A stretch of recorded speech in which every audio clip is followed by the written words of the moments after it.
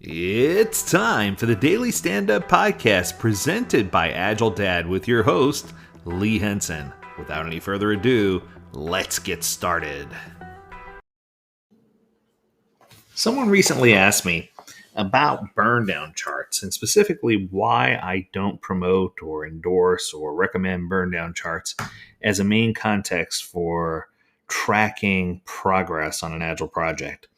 And they were quite surprised when I said that not only do I think burn down charts are a bad idea, but many people consider me anti burn down chart. Now, burn up charts have their place. So let me explain. So when you're doing a burn down chart, the focus tends to be on, are we on track? Are we above the line or below the line? Above the line meaning that we're going to miss our target, below the line meaning that we're running at ahead of schedule, or right on a line of the ideal burn down, showing that we're burning down correctly as we're approaching the finish line. Now, the issue with this is that every single one of those estimates is based on time. So the way a burn down chart works is at the beginning of a sprint planning, or near the conclusion of sprint planning, you calculate how many hours you have for that sprint allocated in work, and you set that as your high point. And of course, you set your low point at 0. And then each day of the 2-week sprint, each weekday, you burn down those 10 days and see if you're above or below the ideal line with regard to actuals remaining, how much time you have remaining. Now, on the surface, this sounds like a good idea. It allows you to see where you are. It allows you to track against a schedule. The problem is, oftentimes we're waiting on something to be done, or there's an internal dependency, or someone else needs to do a piece of this, or the work's just not organized in such a way that it's easy to consume and figure out how much work remains. Or one individual does the estimate and then 2 people work on the actual task. So it's not really based on people's skill sets, or what it's doing is it's taking a blanket measure of time and applying it across an independent measure of ability. And that to me creates problems. It creates issues where I can snuff a chart. I can fake a chart any day of the week and make the chart say exactly what I want it to say. I can make it say I'm ahead of schedule. I can make it say I'm behind schedule. I can make it say I'm right on time. I can make it say whatever I want. So it's easy to buck the system and try to get those burn down charts to do exactly what you want them to, so that you can appease to the people who are living and dying by the results of those charts. Yes? So instead, I feel like the burn down chart has become a huge focus on output instead of outcome. It's a focus on time spent and time remaining as opposed to work being done, results, and impact.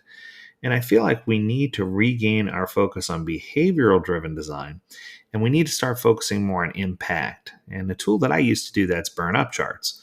Because if we're doing a burn up chart, we can create a cone of uncertainty, and we can see exactly as we go using story points how we're going to qualify and whether something is within the realm of possible or not. So it's still giving you similar information.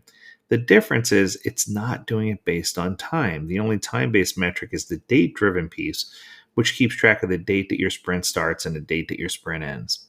What I found is that when you use these type of charts and this type of charting, it allows you to not only measure whether something is possible, but it gives you the better capability of forecasting.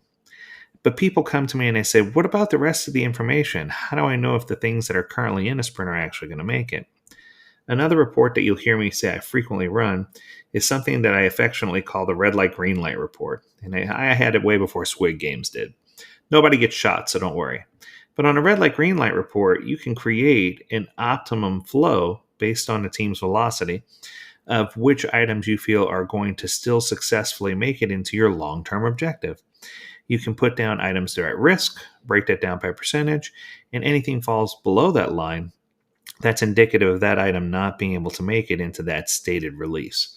So what I'm trying to say is there's lots of other things you can do. There's Agile earned value, where you can measure the amount of money spent versus the amount of points invested versus how much time remains in your allocation. There are tons of other ways to get the information that you need, and I just feel like burn down chart is the one that's too easy to manipulate, to read what it wants to, and too heavily focused on time, and 3, too heavily focused on output. It's driving people to the point where they will do whatever is necessary to say, hey, this is how it's going to be. There's no science behind why it or what it shows and causing that to be the end all be all. That focus on what's remaining and how it's being played out is just not healthy. So I think we need to just remember, and this is a good quote that I once read. Someone mentioned that agile is a verb, agility is a culture. But since that has been around, it's been misrepresented and misused badly.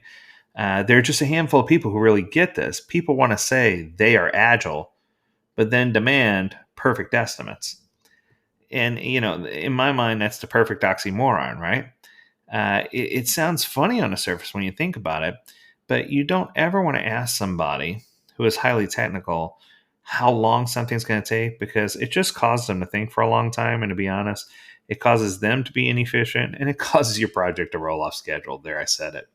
So there's lots of other things that you can do, and we can make sure that we get you there. But it's a team effort, not an individual effort. And we need to remember that at different points, individual team members are going to add different levels of value based on their skill sets, their tools, their levels of experience. There's so much more that goes into play that you need to take into consideration. Well, that's going to do it. I hope you enjoyed this episode of the Daily Stand Up Podcast. As always, if you have a topic you want us to cover, reach out to us at learnmore@agiledad.com. We'd love to hear your topic. And as always, we encourage you to stay healthy, stay well, and stay agile, my friends. Until next time, do take care.